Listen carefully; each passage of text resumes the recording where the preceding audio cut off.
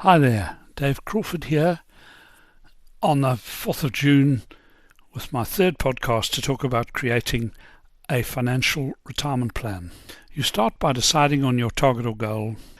Rand values in 10 or 20 years are meaningless because no one can predict future inflation rates with any accuracy. So selecting a percentage of your current living standard that you want to have in retirement makes sense, because what you're trying to do is to achieve a level of buying power that is either the same or less or more than what you have at the moment. The number of rands needed to maintain the buying power of your living standard target will change with the value of the rand, and this needs to be measured at least once a year so you can see how you're doing. Calculating the living standard in today's rands, because those are the only numbers that you can work with any accuracy, is done as follows. You take all your income, add it up, and take from that all the tax and savings that you're going to make in the following 12 months.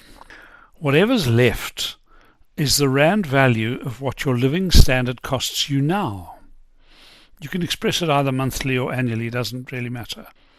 So the question is, what percentage of today's living standard would you like to have in retirement? Not in rand value, but in buying power at the time, and this will be your choice.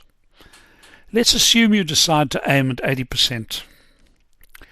To find out how you stand now, which is obviously the basic initial part of the thing, you need to see how much income you can expect from your current retirement savings as if they were all you had from which you could earn income. Remember, you've already worked out your living standard. Multiply the total current value of your retirement investments by an interest rate of, we use 4.5% per year. From that figure we take tax, so the income can be compared on a like versus like basis with the cost of your present living standard, which you've also calculated. We refer to the income from your retirement investments today, and that's how much have you got today, not what do you predict they'll give in the future. We call that your immediate income. Then we calculate the percentage of your living standard that the income from your retirement saving makes up. This percentage is called your retirement readiness score. Let's look at an example. If your living standard is 35,000 a month rand and your immediate income from investments is 12,500 rand a month, then your retirement readiness score will be approximately 36%. I think it's actually 35.71 or something. Your target will always be the percentage of your living standard that you chose as your original goal. Your job over the original years of work, over the years of work you have left, is to increase your retirement readiness score to reach that score, to match that score. Now, your living standard changes every year due to salary increases and inflation. Your retirement capital also grows with savings contributions and investment growth, which will affect your immediate income. So these need to be worked out and compared regularly. As your investments grow, your retirement readiness score should rise. In other words, your capital should grow faster than your living standard. You need to keep track and to consider taking correct action or remedial action if you think it's necessary. If your retirement readiness does not grow, then you've got to do something about it.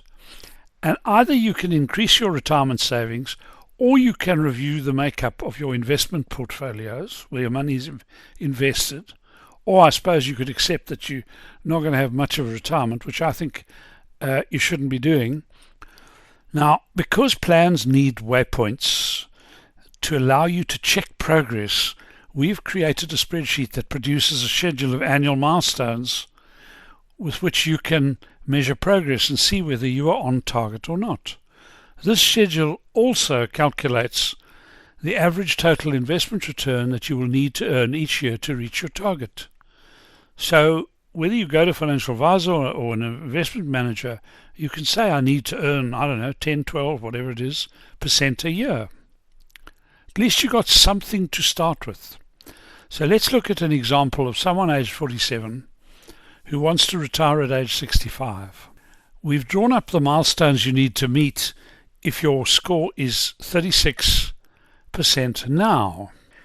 Based on a retirement target of 80% of your present living standard, and adding in your current existing investments, you will need to reach the following, bearing in mind that you are already on 36% at age 47. You've got to reach 41% at age 50, 51% at age 55, 58% at age 58, 70% at 62, 80% at 65. Now, if you're getting the investment returns that are needed, you will get this. This will happen. If you don't, and that could happen through a number of issues. For example, the rand could go to hell, or inflation could go nuts. So you've got to understand that it's not perfect, but you will need to earn an average annual investment return of about 12.6% per year if you want to reach 80% of your living standard by the time you are 65.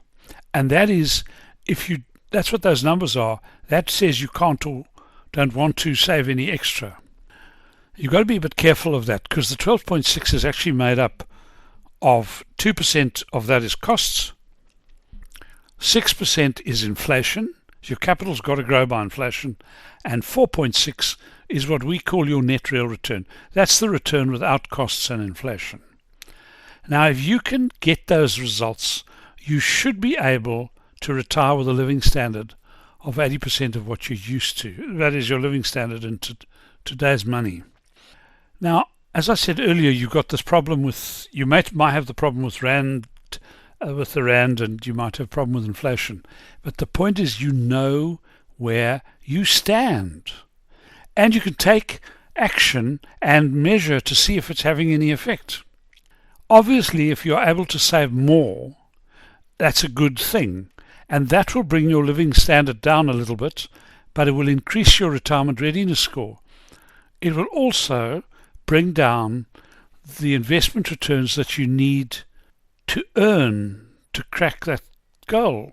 The key to this is to review those figures regularly, and I think can't be less than once a year. Now, there are quite a few people who use it. It's very successful, and it's incredibly motivating if you are able to see progress.